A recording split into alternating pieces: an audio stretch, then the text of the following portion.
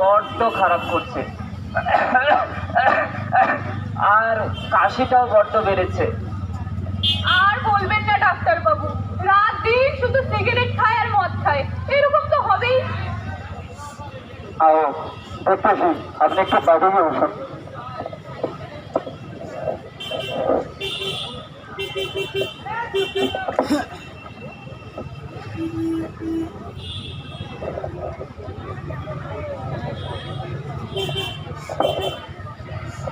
দেখি চোখটা একটু দেখুন, আর করে আর জিপটা একটু বাইরে এগিয়ে নিন,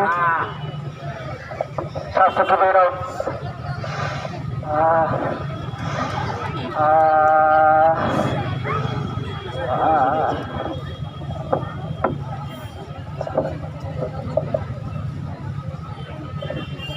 ঠিক আছে, আপনি একটু বাইরে গিয়ে বসুন।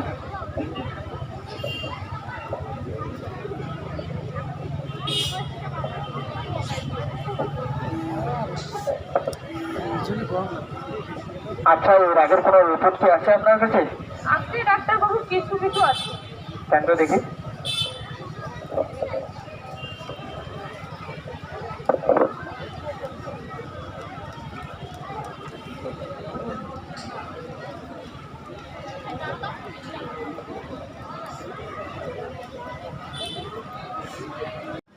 আপনাকে কিছু বলেনি উনি? আজকে তেমন কিছু তো বলেনি। রিপোর্টে দেখছি ওনার তো ক্যান্সার হয়েছে। কি বলেন ডাক্তার বাবু? ক্যান্সার? তাই বলতেছি, ওনার ক্যান্সার হয়েছে। ভগবান, কি বলেন এসব আপনি? এখন উপায়? দেখুন, ভয় পাওয়ার কিছু নেই, আমি কিছু ওষুধ লিখে দিচ্ছি, আর ওনাকে সবসময় নেশা পদার্থ জিনিস থেকে একটু দূরে রাখবেন। আচ্ছা।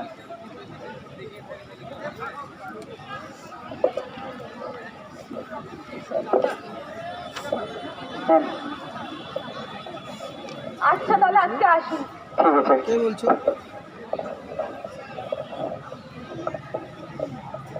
জানি না।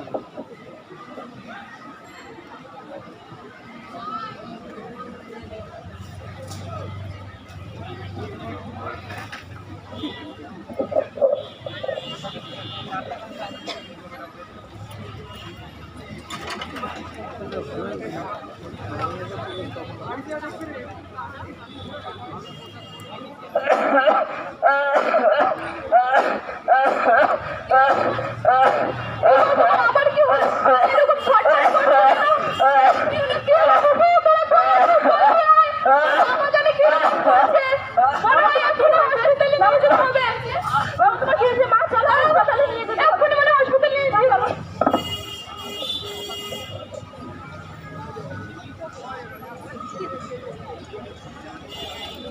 ছেলেটা পিছিয়ে ওখানে এটা করলে মনে হয় অরিজিনালি ক্যান্সার হচ্ছে। এরকম শরীরটা অন্যরকম করলো।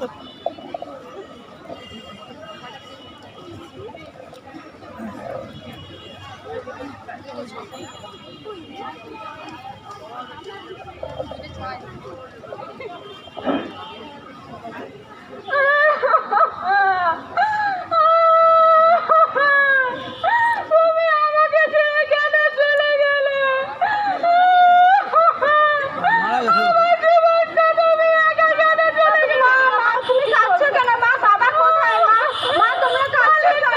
কি তোর বাবা আমাদেরকে ছেড়ে অনেক দূরে চলে গেছে। এখন আমাদের কি হবে?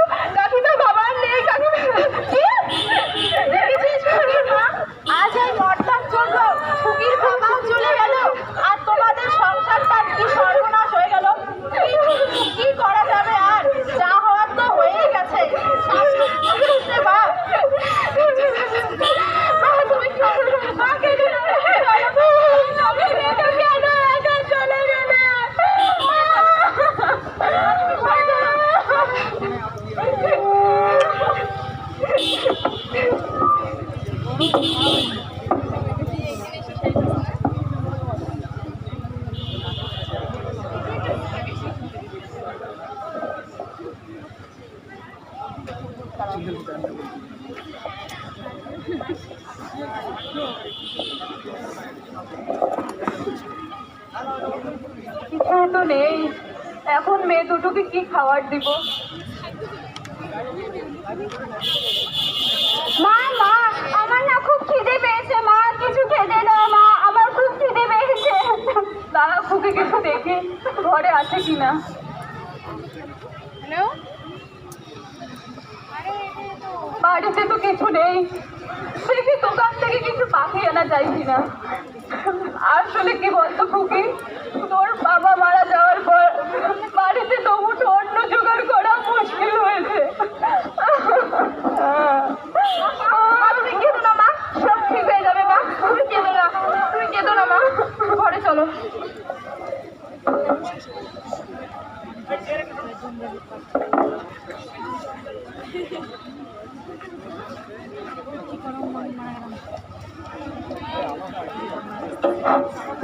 হ্যালো,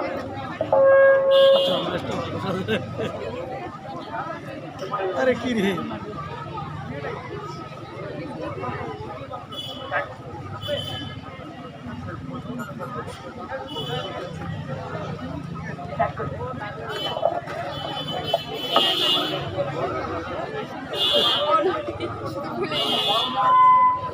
নাই না এখানে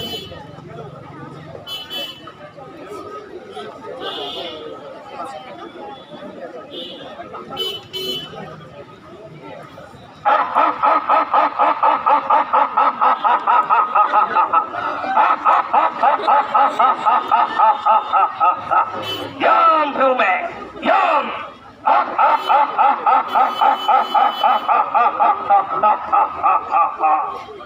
চিত্রগুপ্ত, আজকে মহারাজ এদিকে এসো। বলুন মহারাজ। চিত্রগুপ্ত, তুমি পরবর্তী আত্মাকে পাঠাও। প্রহরী, পরবর্তী আত্মাকে নিয়ে আসো।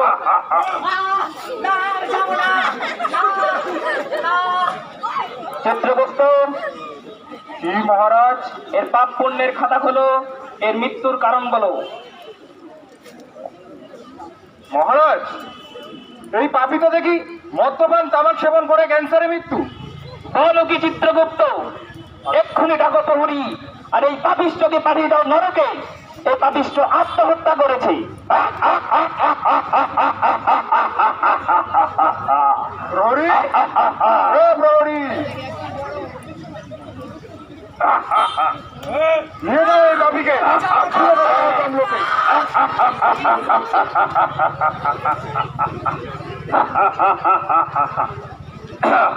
জানো কি চিত্রগুপ্ত, এই পাপিষ্ঠকে কেন আত্মহত্যা ভাবে দণ্ডিত করা হলো?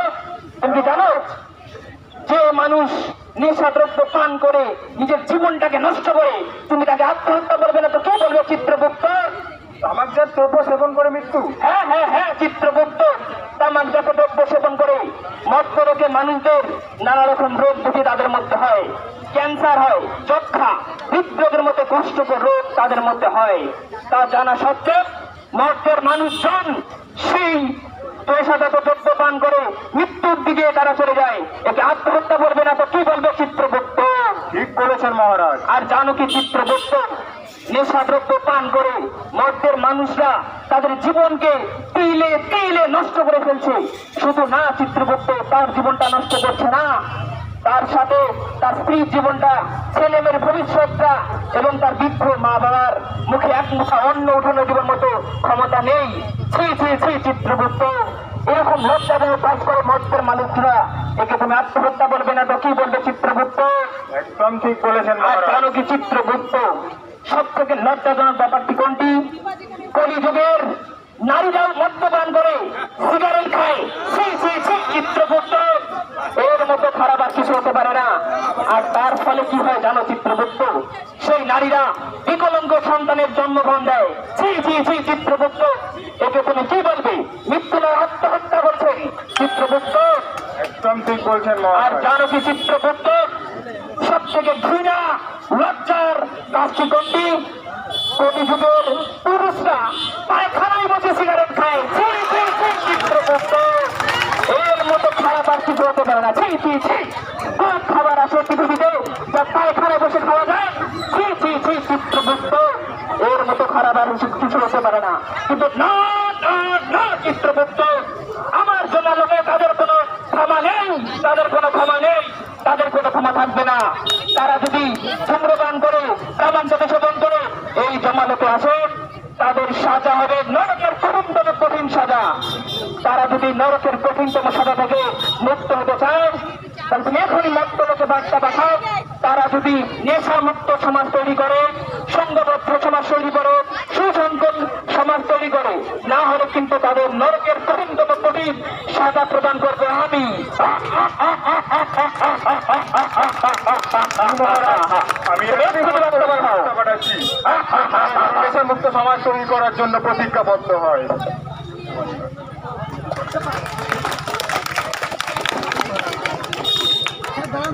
যে এখনকার দিনে তামাকজাত দ্রব্য সেবন করে অনেকেই অসুস্থ হয়ে পড়ছে, বিভিন্ন রোগে আক্রান্ত হচ্ছে, এর ফলে তাদের পরিবার নিঃস্ব হয়ে যাচ্ছে। তো আমরা চাইবো আপনারা সবাই এই তামাকজাত দ্রব্য থেকে দূরে থাকুন। এই বলে আমরা আমাদের নাটকটি এখানেই শেষ করছি। নমস্কার।